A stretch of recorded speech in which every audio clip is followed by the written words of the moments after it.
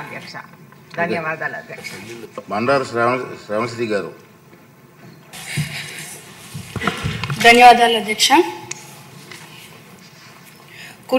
కూటమి ప్రభుత్వం ఏర్పడిన తర్వాత ఈ పబ్లిక్ గ్రీవియన్సెస్లో 90% రెవెన్యూ సమస్యలే వస్తున్నాయి అధ్యక్ష. గత 5 సంవత్సరాల వైసీపీ ప్రభుత్వంలో రాష్ట్ర వ్యాప్తంగా కూడా రీసర్వేల పేరిట అనేక మంది రైతుల భూములు మార్పిడి చేసి రిజిస్ట్రేషన్ల సమస్యలు, పెద్ద ఎత్తున భూ కబ్జాలు, భూ రికార్డులలో అయితే ఓనర్ పేర్ల మార్చేసి అక్కడ సాగులో వేరే వాళ్ళు ఉంటే ఆన్లైన్లో వేరే వాళ్ళ పేర్లు ఉండడం, ఈ భూ సర్వే రికార్డులను కూడా గల్లంతు చేయడం జరిగింది అధ్యక్ష. ప్రత్యేకించి మ్యుటేషన్లు నిలిచిపోయి వారసత్వ భూములు ఉన్న వారు ఇబ్బందులు ఎదుర్కొంటున్నారని మీ ద్వారా మంత్రివర్యులకు తెలియజేస్తూ, అలాగే ఈ భూ విస్తీర్ణను కూడా తగ్గించి హద్దులు మార్చేసి భూ కబ్జా పత్రాలను మార్చేసి బ్యాంకు రుణాలు రాలేక రిజిస్ట్రేషన్స్ ఆగిపోయి అలాగే ఎంతోమంది రైతులు ప్రజలు ఇబ్బంది పడే పరిస్థితిని ఈరోజు మా నియోజకవర్గంలో చూస్తూ ఉన్నాం అధ్యక్ష.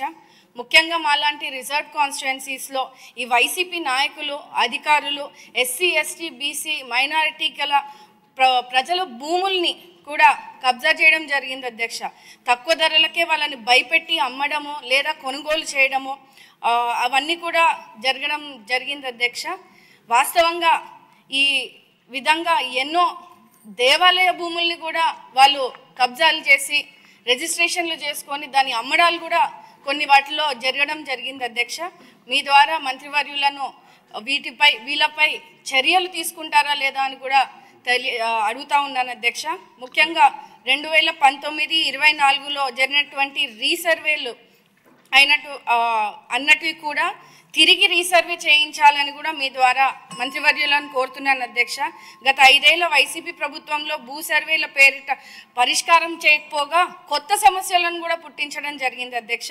ముఖ్యంగా మా నియోజకవర్గంలో చిన్న ఎగ్జాంపుల్ అధ్యక్ష, ఒక రైతు మ్యుటేషన్ జరగక అధికారుల చుట్టూ తిరిగి ఆఖరికి ఆరోగ్యం బాగాలేకపోతే ఆ డబ్బులు లేక ఆ భూమిని కూడా అమ్ముకోలేని పరిస్థితి లేదా బ్యాంక్ లోన్ కూడా తెచ్చుకోలేని పరిస్థితి వల్ల ఆత్మహత్యాన్ని కూడా పాల్పడ్డము మనము ఇప్పుడు చూస్తున్నాం అధ్యక్ష.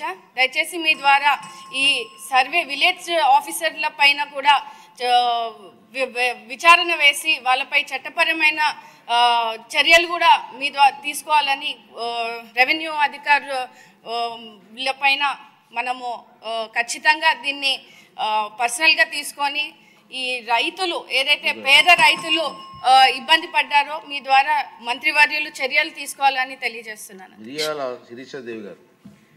ధన్యవాదాలు అధ్యక్ష. ఈ భూమి మార్పిడి అదేవిధంగా రిజిస్ట్రేషన్ వ్యవహారంలో మన్యంలో చాలా ఇబ్బందులు అనేవి ఉన్నాయి అధ్యక్ష. అయితే రిజిస్ట్రేషన్ అనేది